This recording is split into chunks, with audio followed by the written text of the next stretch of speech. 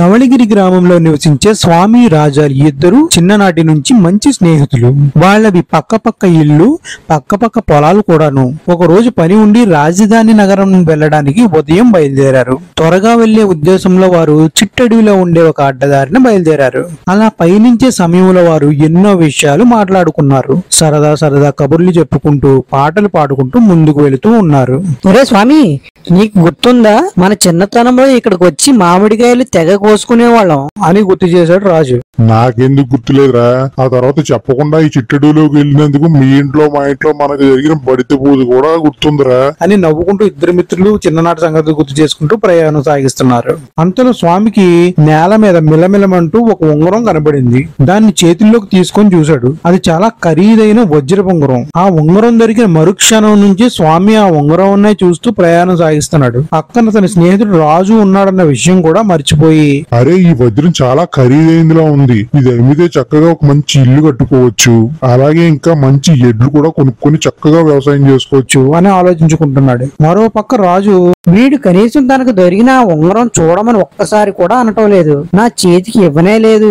ఆ ఉంగరం అసలు నాకు దొరకవలసింది. అయినా ఇప్పుడు ఆ ఉంగరంలో నాకు కూడా వాటా ఉంటుంది కదా అనుకుంటూ ముందుకు సాగుతున్నాడు. ఆ విధంగా ఇద్దరు స్నేహితుల మధ్య అప్పటి వరకు ఉన్న సరదా సంభాషణలు పోయి నిశ్శబ్దం రాజ్యమేలుతుంది. ఇంతలో వారి ముందు నుంచి బాగా దగ్గరగా ఒక విషసర్పం సరసరమంటూ పాక్కుంటూ పోయింది. కాస్తలో దానిపై స్వామి కాలు కూడా వేయబోయాడు. మొత్తానికి త్రుటిలో గండం తప్పింది. ఇద్దరు ఊహాలోకం నుంచి బయటకు వచ్చారు. వెంటనే స్వామి కంగారుగా, ఒరే రాజు, నేను ఈ ఉంగరం దొరికిన సంతోషంలో దీన్ని అమ్మేసి ఎంత ధనం సంపాదించవచ్చు అని ఆలోచిస్తున్నాను. అందుకే పాముని చూడలేదు. నీకేమైంది? చూసుకోవాలి కదా అన్నాడు కాస్తంత కోపంగా. దానికి రాజు బదులుగా, ఆ ఉంగరం దొరికిన తర్వాత కనీసం చూడమని కూడా నాకు ఇవ్వలేదు. అందుకే ఆ ఉంగరం నాకే దొరికి ఉంటే బాగున్ను అని ఆలోచించుకుంటూ నేను వస్తున్నాను. అందుకే నేను కూడా ఆ పాముని చూడలేదు అన్నాడు. ఇద్దరు మిత్రులు కేవలం కాస్త విలువైన ఉంగరం దొరికేసరికి తమ చిన్ననాటి స్నేహం మరిచి స్వార్థంగా ఆలోచించుకునేందుకు తమలో తామే సిగ్గుపడి ఒక్క క్షణం ఒకరినొకరు చూసుకున్నారు. డబ్బుకు లోకం దాసోహం అని ఎందుకంటారో వారికి అప్పుడు స్వయంగా అర్థమైంది. వెంటనే స్వామి తన దగ్గర ఉన్న ఉంగరాన్ని రాజు చేతికి ఇచ్చాడు.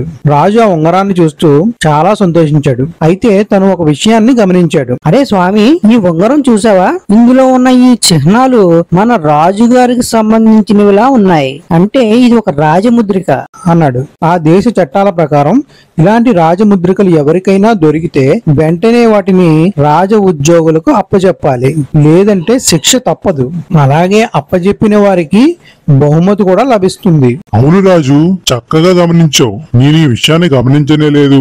ఇంకా మనం చేసేదేముంది? మనం ఎలాగో రాజధానికి వెళ్తున్నాం కాబట్టి పనిలో పనిగా ఆ రాజముద్రికను అక్కడ రాజ ఉద్యోగులకు అప్పచెప్పి మనం మన పని చూసుకుందాం అనుకొని వాళ్ళు ముందుకు కదిలారు. వారి మధ్య మళ్లీ సరదా సంభాషణలు, పాటలు మొదలయ్యాయి.